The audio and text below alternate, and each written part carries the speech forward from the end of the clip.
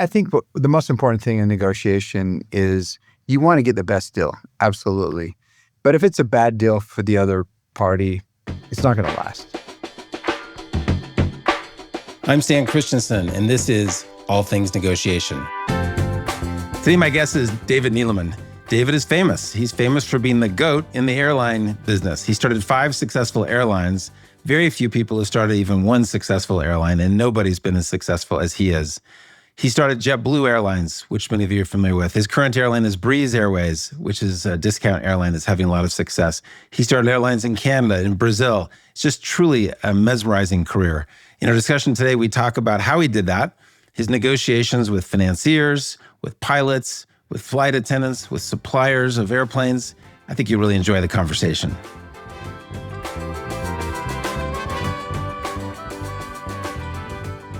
Welcome to the podcast, David Neeleman. Well, thank you for having me. It's an honor. I've followed your career for years. You and I have chatted a little bit. And one thing we have in common is that we both served missions for our church at 19. I was in Costa Rica, you were in Brazil. What did that experience teach you about negotiation, persuasion?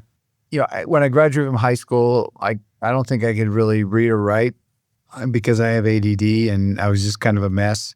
Went to college for a semester, got really terrible grades, and then went on a mission, and just the structure and of just being able to kind of get up early and study and do all the things that I'd never really done. I think so much about life and success in business is storytelling and being able to convince people that there's a better way of life that you can live, or there's a great investment, or there's whatever. It's all about painting a picture of something that is good for them. And I saw that in so many cases. That's amazing. Well, soon after that, you started your entrepreneurial journey and you started something called Morris Air. Although listeners might not be familiar, I was a guest on your airline. You had these flights from Salt Lake to Hawaii, and it was a great product. You built that up and you ended up selling it to Southwest Airlines. And, for you, that was, a big liquidity event. You had investors and they weren't as excited about the sale and tried to block the sale. Can you tell us what happened there and how you negotiated that deal with your investors? Well, a really good friend of mine who's since passed away, that was our lawyer at Morris Air, he taught me the principle of marginal utility of money. And that is that your first million means more to you than your second, and so on. And so, June Morris, who was my partner and majority shareholder of the company, she was generous with me and gave me enough shares to make it worth my while. She had contracted a really virulent form of breast cancer. And so she was motivated to kind of get out of the business. And so I had idolized Southwest. I had my Southwest annual report next to my scriptures. It was kind of my second gospel in a sense. I loved everything about Southwest. And so when I approached Southwest and saw that they were interested, I was just over the moon, excited. And Herb Kelleher was like, come work for me and you can, and so he convinced me it was something that we really wanted to do. But then the investors had just invested in December, and it was under a year period of time, and they were going to get 2x their money. And they just said, no, we think if we go public, we can make more money. And I said, well, what exactly do you want? And they had invested $15 million, and they said, okay, well, how about if we get back $42.5 million? And I said, okay, so that's 2.5x. If you're happy with that, will that be something that you will you go away thinking this was a good deal? And they said yes. So, the sale I think was about $130 million. So June and I were able to split almost $90 million, and that fit into my marginal utility of money category as kind of someone in their early 30s. It was really a big win. That's a huge win. And so the lesson there of not pushing for that, last dollar, I think is important. And sometimes good deals that should get done fall apart because people are too pushy. And you sort of took the higher road with them. And I think that's a great lesson. Now, you said you loved Southwest and you loved Herb Kelleher. He's sort of a famous, charismatic founder. You went there. What you've said in our past conversations is you're a bit of a bull in a china shop there. You only lasted 6 months and got fired. What happened and how'd you get fired? Well, I didn't really realize at that point in time that I had attention deficit disorder. I just started my own company, ran it very successfully. And when I went into a big company, there's certain protocols. Southwest had been around for a number of years, and there's certain protocols that you just follow. And I had a lot of urgency, so I just blurted in their office and say, let's get it done. For 800 service, we are, what the hell are you doing? We're basically paying $1 million more than we should have a month. Let's switch it. Why do we have to wait 3 weeks? And so, there were a lot of things like that I saw inside of Southwest. And I would sit in these meetings. We had these executive planning committee meetings. And one of the first things that was irritating about it is that there was a certain period of time that everybody had a cigarette in their mouth. So I'd never been in an environment where everybody was smoking. And that kind of drove me crazy anyways. Just when they'd put it out and someone else would light up another cigarette. And it was like, I'm going to dive secondhand smoke in here. And then they would spend so much time talking about it. And I'd say, why are we talking about this right now? This is so long. Why don't we just go look at something that really matters? And it just kind of ticked everybody off. And, when Herb, took me out to dinner and told me that was it, he said, you did amazing things here, but you should have taken 3 years to do it. And you did it in 5 months and you made everybody mad. So I knew that wasn't the place for me. Wow. So despite the fact that you got fired, you did have a non-compete. And that's hard to give an entrepreneur a non-compete. What did you do? Well, a couple of things. It's kind of a funny story. I just started telling the story after Herb had and Jim Parker, who was the general counsel, had passed away. Shortly after that, the acquisition, they asked me, they called and said the Justice Department wants to meet with you about the acquisition. And so I said, okay, well, give me some free tickets to take my family to DC and we'll make a trip of it. So we flew back there and I sat down with Justice Department and the first question they ask is, what are you going to do now? We'd like to see you back in the business, basically. And I said, well, I can't be in the business for a period of time because I have a non-compete. And they said, well, how long is the non-compete? And I said, it's 5 years. And they looked over at the general counsel who was sitting next to me, and he kind of waved him off and said, oh, we know it's not enforceable. So it kind of like, oh, okay. They kind of backed off. And I looked over at Jim and then talked to Herb afterwards, and he said, it may not be enforceable, but we're going to sue you until we've taken every last dollar from you because you're the last person we ever want to see in the airline business. We want you out of the business. And so during that time, I did two things that were meaningful to my career. I helped found WestJet Airlines up in Canada. Got a call from a group of investors, Mark Hill, Clive Beto, Don Bell, Tim Flynn, one was a pilot, one was an IT guy, one was a real estate guy, and one worked for the real estate guy. So they knew nothing about airlines. So I just took my expertise up there and helped them found WestJet. The other thing I did is that someone who worked for me at Morris Air had developed e-ticket, Dave Evans, who was this brilliant young guy, and he wrote the first e-ticket reservation system. And we did that at Morris Air. We were the first airline to ever be ticketless, in a sense. And so we exported that technology to Southwest Airlines, helped them tremendously because they were having a lot of difficulties. They were making people go to the airport and buy tickets, or they were mailing them to them. So we did all that. And then we formed a company together. And I invested the money, and Dave and I formed this partnership and built this great company today that's called Navitaire, that serves like 55 airlines around the world, that is owned by Amadeus. And so it's been a huge company. It's the system we use, the system that Ryanair uses, AirAsia uses, Spirit, Frontier, all of the kind of low-fare carriers in the world use. So that was what I did to bide my 5-year time until we started JetBlue. So essentially you worked around it. You because WestJet was Canadian, the non-compete sounds like it didn't apply, and ticketing wasn't competing in the airline business, so that didn't apply. So, yeah. Well, let's fast forward to your next conquest, which was JetBlue. And I remember when I was traveling a lot for business when you founded JetBlue and was one of your happy customers. At that time, a lot of airlines were losing a lot of money, if my memory is correct. And so it wasn't the easiest space to get into. So Why do you think you became successful quickly as JetBlue, where the other guys, some of the more incumbent carriers, were struggling? What was it? We just, when I was at Southwest, I learned a lot of lessons. Even though it was a short period of time, I had a million questions to ask. And one of the people I met there was the Southwest Airlines treasurer, who I invited to become our CFO.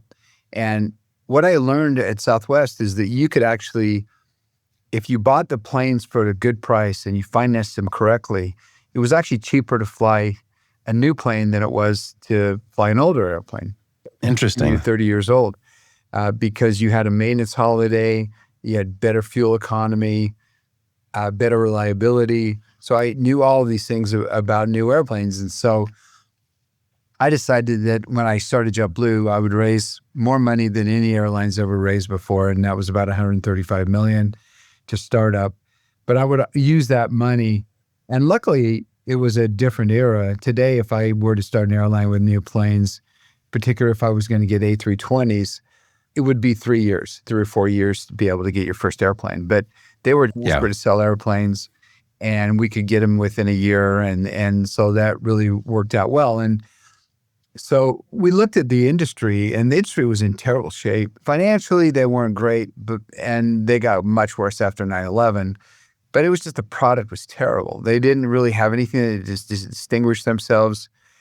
When you climb on a Delta plane or a United airplane today, it looks a lot like JetBlue back 25 years ago. We had a brand new airplane. Nobody had brand new airplanes.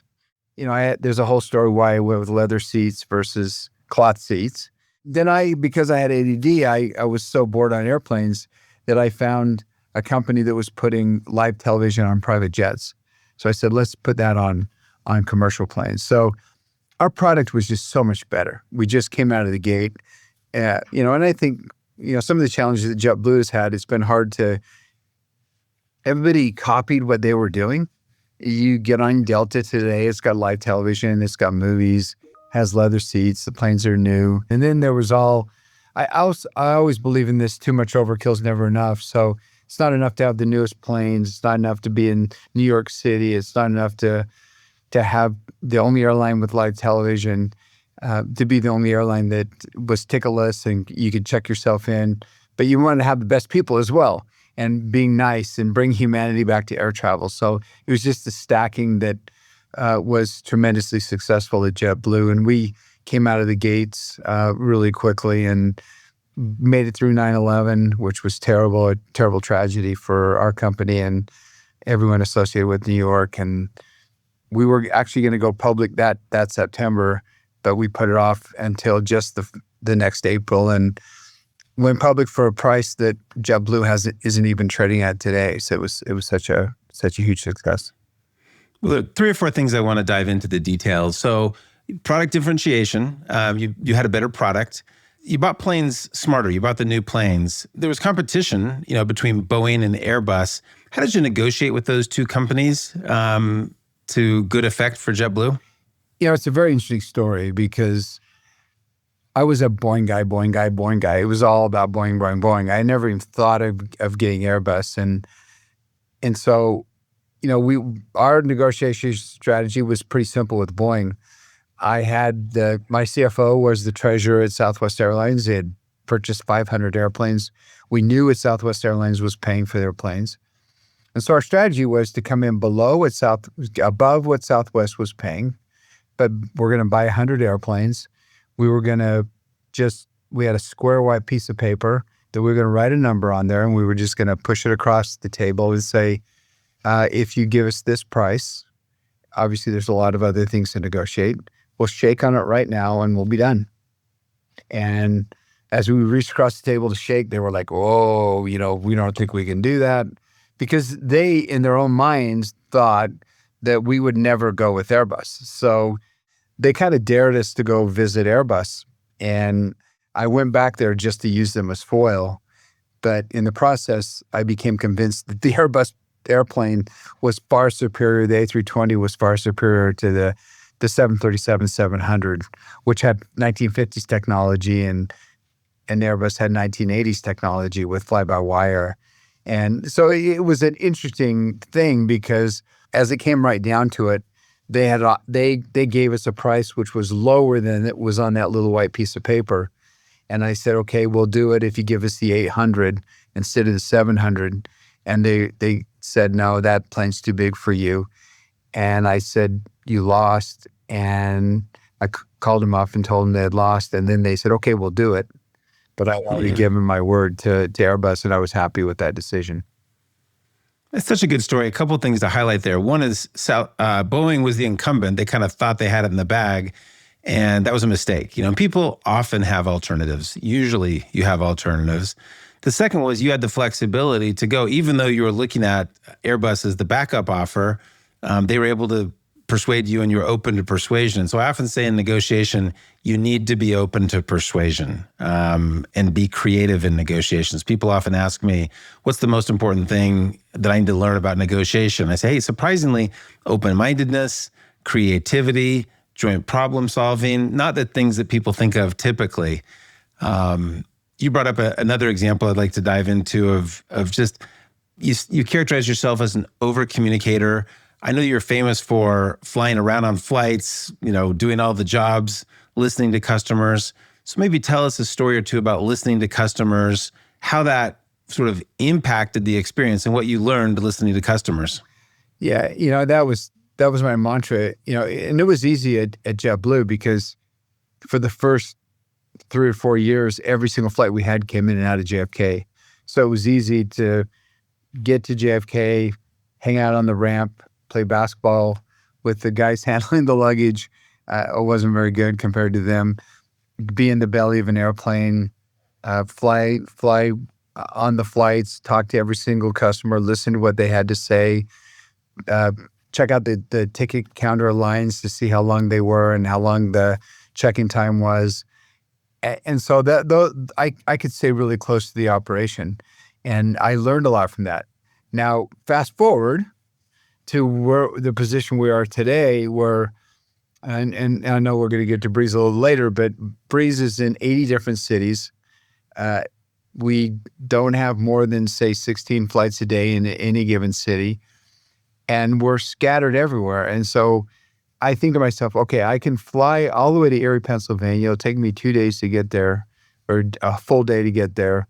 I can see maybe 5 people, and then I got to fly all the way back. That's not a really good use of my time. So, one of the things we learned during COVID is that we learned how to do Teams and Zoom and all these other ways of communicating. And so I've had to modify my whole strategy. And I did fly in one of our flights last week. It was Provo to Orlando nonstop, and that was great. I got to talk to all the guests and talk to our crews and talk to the people on the ground in Orlando. But mainly it's having a weekly pilot call, a weekly flight attendant call, a bi-monthly technician call, a bi-monthly everybody on the call, where we can just communicate, because you can send out emails till you're blue in the face, but unless people can actually hear you, look at your eyes, hear the inflection in your voice, hear you story tell, again, about the company and how it's doing, you just don't get the same kind of buy-in unless you have that FaceTime. So, you have to modify, you have to change as things change in life. I love it. So you do a weekly call with flight attendants separately, with pilots. I'm especially interested in flight attendants. Tell us a little bit about calls with flight attendants. What do you learn? How is that persuasive? Why is that a good idea? I mean, I've got really great people. I actually host the pilot call. I host the technician call. I pop into the flight attendant call, once or twice a month to talk to them. But I am at, when they have new hire orientation, I go to the orientation and they're either mainly live because it's at our training center, where I just talk about what's expected of them, but then I give them some life advice. I talk to them about, you have a choice to be happy or not happy. And we know that if you're happy, our guests will have a better experience. So let me give you some advice on, tell them Viktor Frankl's story about man's search for meaning and how they can make that decision and how they can get up and influence other people.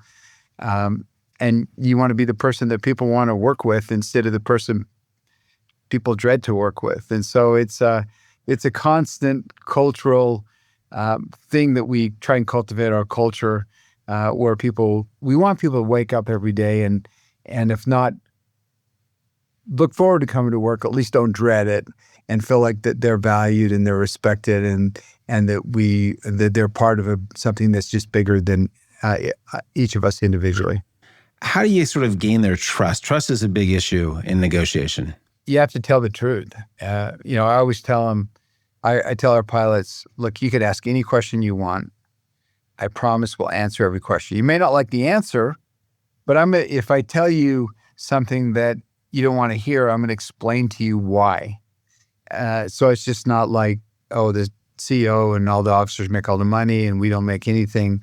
Our highest paid people in the company are our pilots, more so than even any of our executives, including myself. So, but it's also problem solving. If somebody gets to a hotel and there's no reservation or they need a credit card number, I've been known to just give them my credit card number and say, here's a number, use this number, and we'll work it out later. And so it's all about just putting yourself in their shoes and making it as hassle-free as possible, and to make people really proud to work for this company, so that on their days off, if they have a Breeze t-shirt or a sweatshirt or ball cap, that they'll wear those, and so people can say, wow, you work for Breeze. That's such a great company. Well, that sounds great in theory. And let me play skeptic here.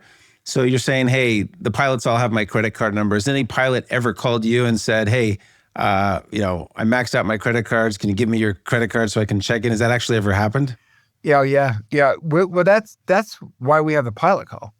And it's not only just the pilot call. I have a pilot chat that's open all week. So any pilot that gets to the level of frustration where they can't get a hold of somebody, they pull into Hartford and they're waiting for a gate for 45 minutes. They'll stick it in the pilot chat. Hey, I've been waiting 45 minutes for a gate. So there's total transparency in this company, where now we know what the issue is. Now they have ops concerns they can file that goes to the right people, but everybody in this company knows that at any given time everyone's accountable, because we have a lot of eyes out there and ears out there watching everything that's going on. Amazing.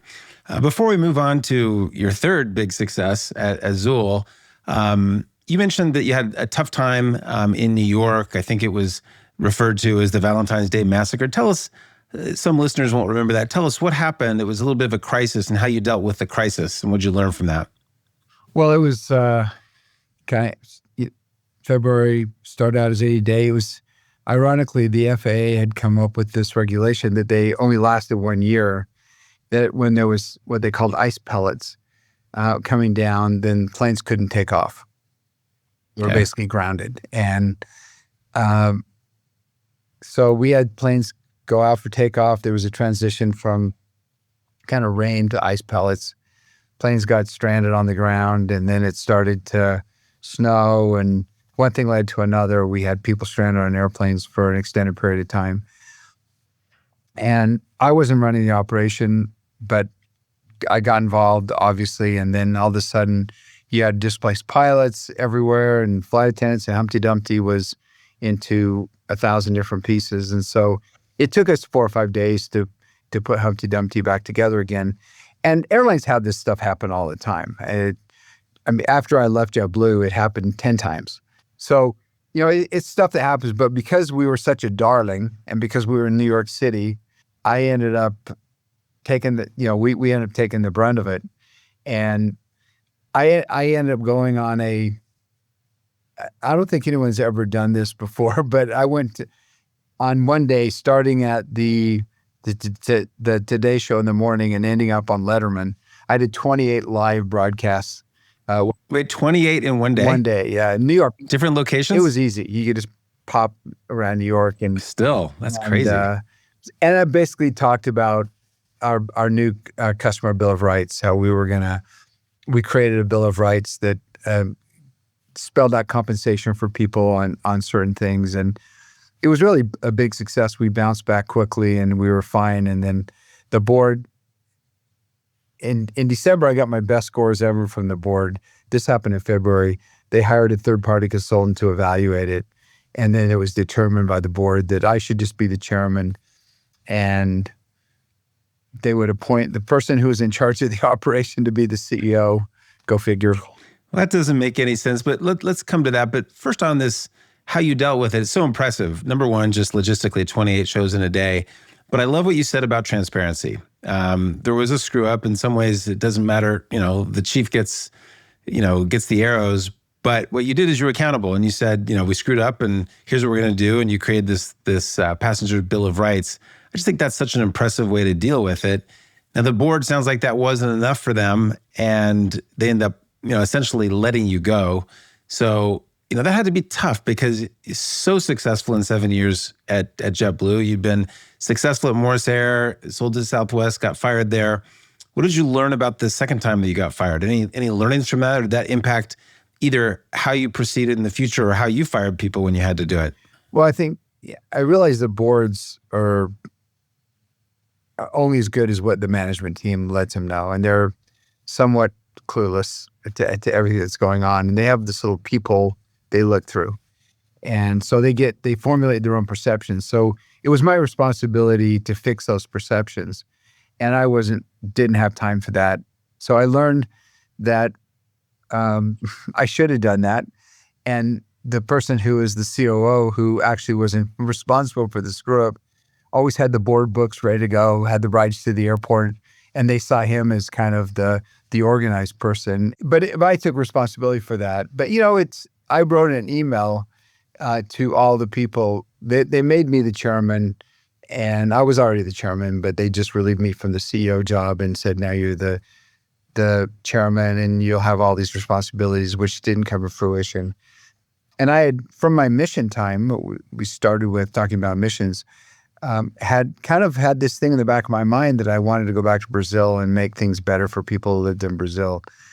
Because I was an expatriate kid. I was born in Brazil because my dad was a missionary and went back as a journalist. Mm-hmm. And I had one perception of Brazil as an expatriate kid and a completely different one as a missionary.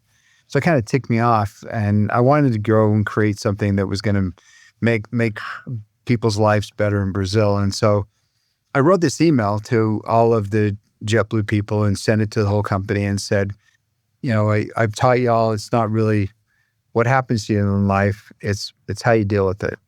And so I've decided to take this. I'm not happy about what happened, and it feel like it never should have happened, but I'm going to try and make some good out of it. Amazing. And so let's talk about that. I just want to capture an important lesson that you just taught us, which is managing the board is in fact a negotiation. People think that boards often are helpful at creating strategy or guidance. In my experience, especially private equity backed boards, you're lucky if they do no harm.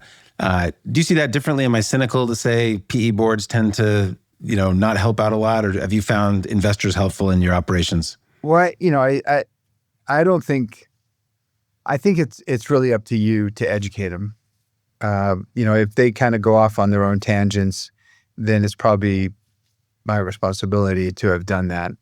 PEs, you get what you get with private equity firms. They're kind of necessary, but you have to be able to produce. And if you don't, then they create their own narrative, and they move in directions that maybe isn't best for the company. So, that was something that I took responsibility for. It. The thing that kind of was most hurtful about JetBlue, there were people that were friends of mine that I'd put on the board that were kind of. You think if you just have a friend on the board, but what I learned from that is that you need some kind of super majority, which I got at Azul, and to make sure that there's checks and balances, that they just can't make a snap decision that's going to be bad for the company for years to come.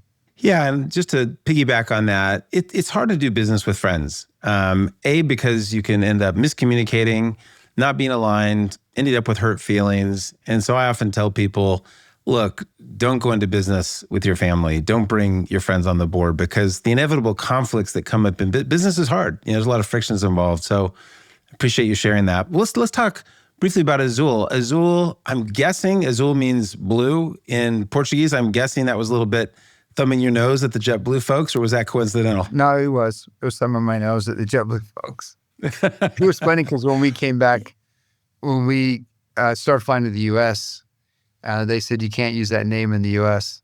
And then they leased it to us for 99 years for $1. Well, they wouldn't do a picture with us, so kind of back them a little bit. But it was all in good fun. Well, that's great. Well, you had created an airline in Canada outside of your primary country. Now you're doing it in Brazil. The market you entered, was there an easy space for you to get in, or were there already a lot of Brazilian airlines? How'd you negotiate your space and find your niche in Brazil? There were two airlines, and they were doing kind of the same thing. And interestingly enough, not one of those guys had ever flown a Brazilian-made airplane in Brazil. And Embraer had a great operation and a great product, but they were just flying. One was flying 737s, one was flying A320s and A321s. So we basically bought a smaller plane that we could fly into between cities that weren't being served. And over the last 15 years, we've created the largest airline in Brazil in terms of cities served as revenues. The COVID was kind of the only tragic story of Azul. Azul was one of the most profitable airlines in the world before COVID. We had $6 billion market cap. We had top ratings. TripAdvisor voted us the #1 airline in the world. Then COVID came along. We got nothing from the government. Both our competitors filed for bankruptcy. We eventually had to, because our interest payments went from $60 million up to $360 million a year because of weakness in the currency and taking on more debt and raising interest rates. So it's just now coming out as a new company. It'll be worth hopefully a couple $2 billion when it comes out. But you just have to adjust. You have pandemics that come along and these black swan events that. But if you have a core company that's great, then it will continue to survive and do great even during the difficult times. Well, I'm guessing even with your Brazilian mission experience, I'm assuming you speak Portuguese, that there's some cross-cultural things that are just different down there. What have you found about cross-cultural negotiation, and what have you learned about that? It was interesting because we got down there. I brought a team of Americans down there, particularly like CFO, brought somebody who was in charge of aircraft training and maintenance, because those were issues where Brazil was lagging behind. And so I brought this team in here, and they're like starting getting frustrated, saying, I email one of my counterparts and it takes them a day to get back to me. I want to get immediate response, and that was a different culture. So there were some things we had to kind of say to the Brazilian managers, hey, you got to respond to emails. But then on the good side for Brazil, you had these people that would go to lunch and they would talk to each other and they would socialize with each other, and where we would just eat a sandwich at our desk and just keep moving. There were some things that we could learn from Brazilians as well. And so it was really a great meshing and created a really cohesive management team. How about buying those airplanes? It sounds like you bought Brazilian-made airplanes. There must be some negotiations in there. Any stories from how you bought planes for Azul? Well, it's they were desperate to sell planes in Brazil, and I probably bought more Embraer airplanes between what I bought at JetBlue and what I bought in Brazil that were, as far as total value, so almost anyone else in the world, in the history of the world. So, it's something that I don't recall anything really special, but it was just selling the story of you're going to have Brazilian-made airplanes in Brazil.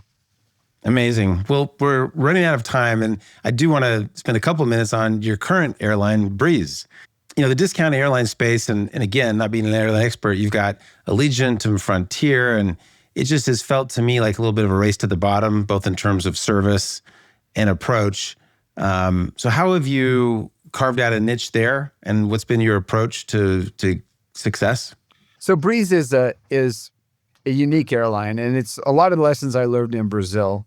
And one of them is that trip costs really matter. So we have a smaller airplane, 137 seats. But we hit this thing just perfectly because people started saying, and it goes back to my stacking, too much overkill is never enough. We were able, because this airplane had a 2 and 3 configuration on each per row, it was easy to put first class seats in because I only lose one per row. So we started with, we have 12 first class seats. We're probably going to 16 and maybe even to 20 first class seats. So we offer people a first class experience. We have extra legroom seats. And most of the time, 87% of the time, we're the only nonstop in the market. So there's a bunch of markets that have people flying in them, but maybe 15 a day on average. And we can take that to 100 or more by flying just on the peak days during the peak times a year. And so we've really carved out and have luxury and have the greatest people doing the service, have the really great technology. And so it's really worked out great, being able to create something from scratch. So yeah, it's really been amazing. And what's most amazing about it, for being classified as a low fare carrier, we have the highest NPS scores of any I've ever seen before. That's amazing. Well, I'm guessing some of these smaller airports that have been abandoned by the larger carriers are anxious to have you come in. Is there anything that they have done from a negotiation perspective to try to attract you and get you to serve their market? Any stories there? Yeah, there's a ton, because if you go to a city, every city has a tourism account or some type of thing they can do to help attract business. And one of the things we know about, if you get people to fly into your city, there's a multiplying effect. They go to restaurants and rental cars and hotels and participate in your activities. And so they'll say, look, I know this route's going to work. And we'll say, okay, let's do a joint deal. We'll fly it and we'll collect all the revenue. And if any amounts below a certain threshold of so much per hour that we need, you just pay the difference of that. And if you have a fund, in most cases, we never have to draw on that, and the route works out great. And so these people kind of participate. They kind of put their money where their mouth is, using some of the funds that are set aside for tourism or something else. So there's a lot of negotiations at airports, and being able to kind of come in and say, look, we need lower airport fees, and this is how we can help you do that. And so, yeah, we do that on a regular basis. That's amazing. I had no idea. I mean, in some ways, that's like kind of an insurance policy, right? I mean, they're going to make you whole until you make money. And so that just seems like a great business model. It's a win-win for both of us. And, you know, some routes will do it and they'll have their money left over and we never had to collect any. And they'll say, how about this other route? And so we can expand into 2 or 3 or 4 routes. And, you know, one of the things I'm most proud of at Breeze is that we have 80 cities we serve, but probably in 15, approaching 20, we have more destinations than any other city. I was in Tampa last week. We served 30 different destinations from Tampa. Wow. We served 38 from Orlando and places like Providence and Charleston. Charleston was really hard to get to before we came along, and we serve probably close to 30 destinations out of there as well. So, you know, we're really great for communities, and, you know, people just love flying Breeze. Gosh, that's so good to hear. You know, I have a negative perception, having flown Frontier a couple of times on discount airlines, and just, you know, had and have heard nightmare experience is on those airlines. How are you not participating in the cut service? You know, Breeze markets itself as, you know, we're hired for kindness, we're the nice airline, but there've got to be some tensions there with offering service. Or do you experience those, and how do you balance that trade-off? Well, you know, we've got a really bunch of smart people here, and they've come up with this notion. We call it nice, nicer, and nicest. So basically, you can take our basic economy product, and that's the really low fare, $49. And if you're just a student on a backpack going to visit your girlfriend and you don't want anything else, that's great. But if your family going on vacation, we'll say, look, you can buy the $49 fare, that's okay, that's fine, but how about if you spend an extra $50 and we'll give you a free checked bag, a free carry-on bag, extra legroom, and free Wi-Fi. And they go, wow, that's a great deal. I'll do it. And what we find is that people book us the second and third time, they spend more money every time they book us, because they walk by those first class seats and say, next time I'm going in those seats. And those are our most popular seats on the airplane. So It's just tailor making something that's not, my son flew with all these whole family on one of these ULCC airlines, and they were all at the gate, and they tried to charge them $100 each for their carry-on. And how many carry-ons? There was he has 8 kids, so it was a lot. What's that, the $1,000 of extra charges at the gate? Little backpacks. So he basically called me and said, I'm never, ever, ever flying this airline again. So they flew him once, but they never flew him again. I'll bet you $1 it was Frontier because I had a similar experience. No comment. Well, you've interviewed so many people at all these airlines over the years. Are there any questions that you've come up with? I get asked this question a lot. Like, how do we figure out if it's a good employee? So any strategies or specific questions that you ask people in the interviews to suss out whether they're going to be that kinder, nicer person? Oh, yeah. I mean, that's really what you want. You just want examples in what they've done in their career where they've gone out of the way to do something different or creative or gone out of their area of responsibility to make things go.